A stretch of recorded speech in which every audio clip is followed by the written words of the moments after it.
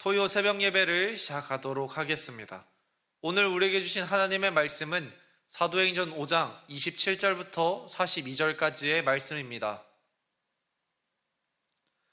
그러면 찾으신 줄 알고 제가 읽도록 하겠습니다. 그들을 끌어다가 공회 앞에 세우니 대제사장이 물어 이르되 우리가 이 이름으로 사람을 가르치지 말라고 언금하였으되 너희가 너희 가르침을 예루살렘에 가득하게 하니 이 사람의 피를 우리에게로 돌리고자 함이로다. 베드로와 사도들이 대답하여 이르되 사람보다 하나님께 순종하는 것이 마땅하니라. 너희가 나무에 달아 죽인 예수를 우리 조상의 하나님이 살리시고 이스라엘에게 회개함과 죄사함을 주시려고 그를 오른손으로 높이사 임금과 구주로 삼으셨느니라.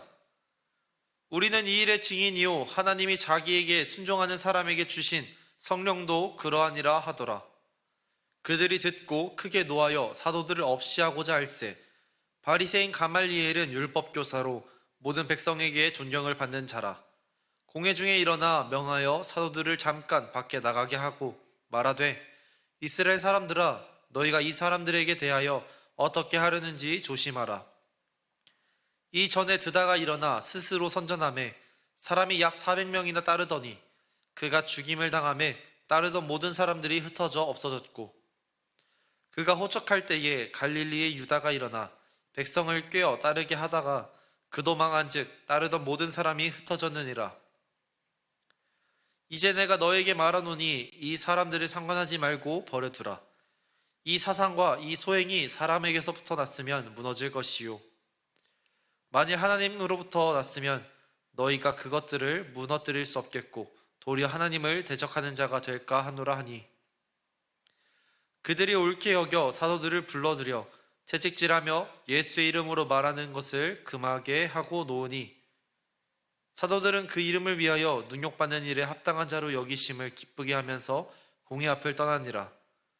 그들이 날마다 성전에 있든지 집에 있든지 예수는 그리스도시라고 가르치기와 전도하기를 그치지 아니하니라. 아멘. 저는 오늘의 말씀을 묵상하며 다시 일어나 라는 찬양을 떠올려 보았습니다. 오늘의 말씀은 대제사장이 제자들을 불러 모은 후에 그들을 신문하는 장면으로 시작이 됩니다. 사실 대제사장은 말씀 이전에도 제자들을 공회에 세운 채 예수의 이름을 말하지도 가르치지도 말라고 엄중히 경고했던 적이 있었습니다. 아마도 그들은 그곳에 있었던 많은 사람들과 함께 제자들을 향해 위협적인 분위기를 연출함으로 제자들을 위축시키고 유혹을 꺾어 놓으려고 했었던 것 같습니다. 부차적으로는 이러한 위협감들을 통해 제자들이 자신의 말을 잘 들을 수 있게 하기 위함이었던 것 같습니다. 그러나 제자들은 그것에 굴하지 않고 자신을 겁박하는 사람들을 향하여 우리는 보고 들은 것을 말하지 아니할 수 없다라며 담대히 선포합니다. 이 일이 있은 이후에도 어떤 어려움이 자신들을 찾아올지라도 제자들은 굴하지 않았습니다. 오히려 더욱더 열심을 다하여 예수님의 이름을 더 전파하였습니다. 결국 그렇게 예루살렘에는 예수님의 이름이 널리 퍼지게 되었습니다. 이런 모습을 본 유대교 종교 지도자들은 큰 위험을 느끼게 되었습니다. 이 문제의 원인이 되는 제자들을 다시 한번 끌고 와서 그들을 신문해야겠다라고 결심합니다. 이제 대제사장은 제자들을 향하여 이렇게 이야기합니다.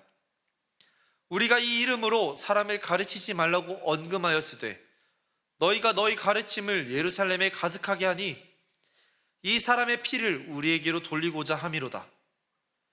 대제사장은 현재 예루살렘에서 일어나는 문제에 대해서 언급하였다는 것입니다. 대제사장을 비롯한 수많은 종교 지도자들은 유대인들이 십자가에 달린 그 예수를 믿는 것이 제자들이 예수의 죽음을 보복하기 위해 자신들의 경고를 무시하면서까지 대대적인 선동을 일으키고 있다고 생각했습니다.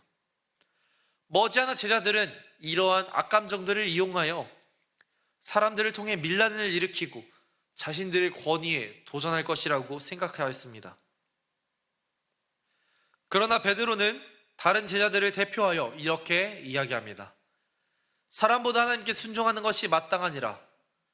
너희가 나무에 달아 죽인 예수를 우리 조상의 하나님이 살리시고 이스라엘에게 회개함과 죄사함을 주시려고 그를 오른손으로 높이사 임금과 구주로 삼으셨느니라. 우리는 이 일의 증인이요 하나님이 자기에게 순종하는 사람들에게 주신 성령도 그러하니라.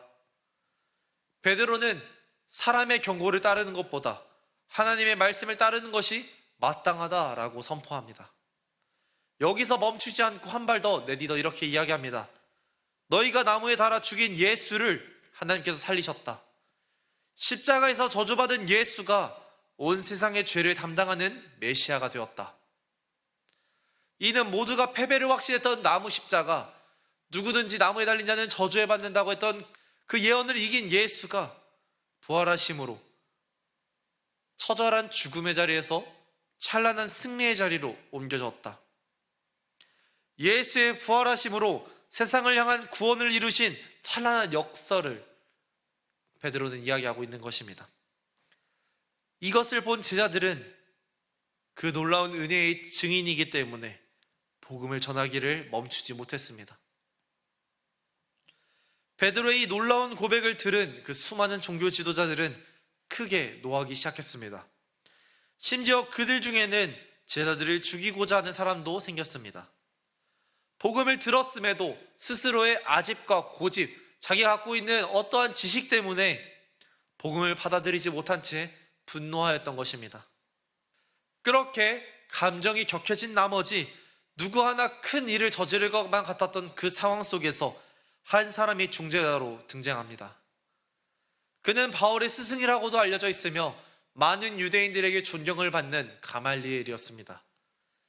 가말리엘은 누가 흥분하여 큰 일을 저지르기도 전에 그 사람들을 꾸짖으며 진정시켰습니다. 이후 가말리엘은 제자들을 잠시 밖에 내보낸 후 시간을 갖습니다. 흥분해 있었던 종교 지도자들에게 이 사건을 감정적으로만 대할 것이 아니라 이성적으로 대할 것을 권면하고 있습니다. 그러면서 이전에 있었던 드다와 갈릴리 유다의 이야기를 들려주기 시작합니다. 드다와 갈릴리 유다 모두 사람들을 선동하였고 그를 추종하던 사람들도 몹시 많았었습니다. 그러나 그 많던 추종자들은 그들이 죽고 그들이 망하자 제각기 갈 길로 흩어져 버렸습니다. 가말리엘은 이런 상황들을 예로 들며 종교 지도자들에게 지금 일어나고 있는 이 일이 사람에게서부터 났던 그 일이라면 그저 잠깐의 기우일 뿐이라고 안심시킵니다. 그러니까 우리는 머리 아프게 그들을 건들지 않아도 되며 우리가 건들지 않아도 곧 사그러질 것임을 이야기합니다. 만약 이 일이 하나님께서 행하시는 일이라면 우리가 어떻게 해서라도 막을 수 없다. 오히려 우리가 이것을 막았을 때 하나님의 대적자가 되고 우리는 더 힘겨운 일을 겪을 수밖에 없으니 차분히 이 일이 흘러가기를 기다리자고 제안합니다. 이것을 보았을 때 가말리엘이라는 이 사람은 참 논리적이고 이성적인 사람이었던 것 같습니다.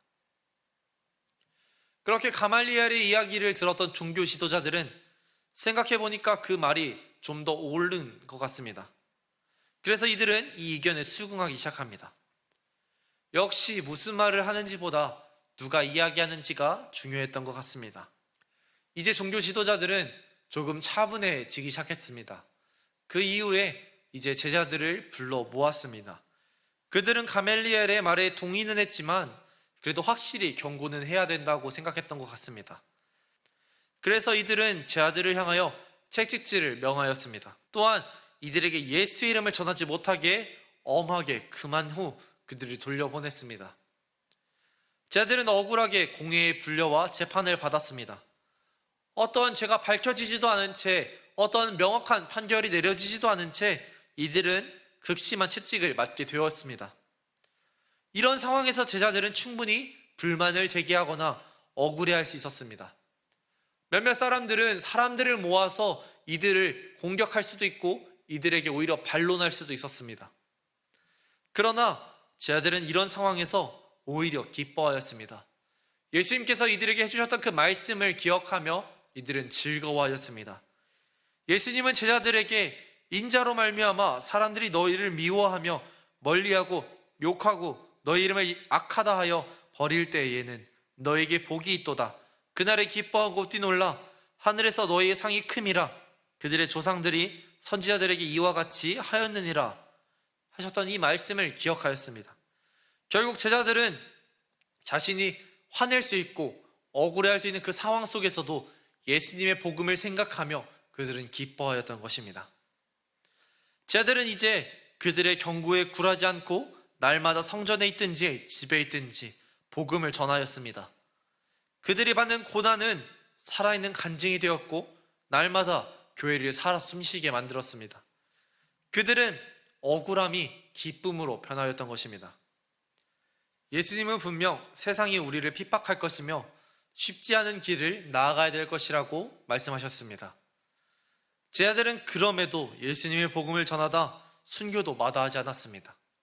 수많은 사람들이 예수의 복음을 전파하다가 고난을 받았고 자신의 목숨까지 내려놓았습니다. 그렇게 예수의 복음은 2000년이라는 긴 시간이 지나 오늘날 우리에게도 다가오게 되었습니다. 이는 가말리엘이 이야기한 것처럼 사람에게서 난 것이 아니요 하나님으로부터 난 것이기 때문입니다.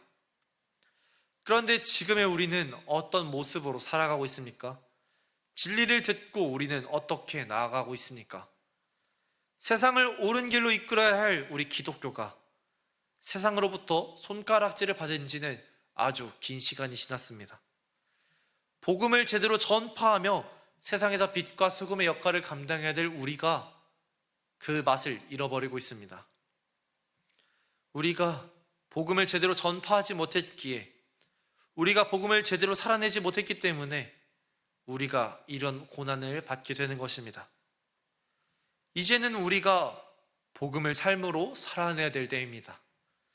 하나님께서는 복음을 듣고 따르는 자에게 제자들에게 행하셨던, 제자들에게 부어주셨던 그 놀라운 은혜를 부어주실 것입니다. 복음을 따르며 살아가는 그 고난은 예수님을 만남으로 우리의 간증이 될 것입니다. 날마다 복음으로 살아갈 때 나의 어려움은 예수님과 함께하는 간절한 데이트가 될 것입니다. 우리는 이제 어려운 상황을 맞이하였습니다. 세상은 우리에게 손가락질하고 더 이상 신뢰를 주지 않으려고 합니다. 그러나 기독교는 항상 이 시기에 다시 부흥하였습니다. 우리가 말씀대로 살아갈 때, 우리가 말씀을 의지하며 나아갈 때에 이 세상은 다시 주님의 나라로 회복될 것입니다. 오늘 말씀을 들으신 여러분 어떻게 살아가기 원하십니까? 세상에 휘둘려 세상이 원하는 것에 맞추어서 살아가기 원하십니까? 아니면 그리스도의 복음을 따라 나가시기 원하십니까?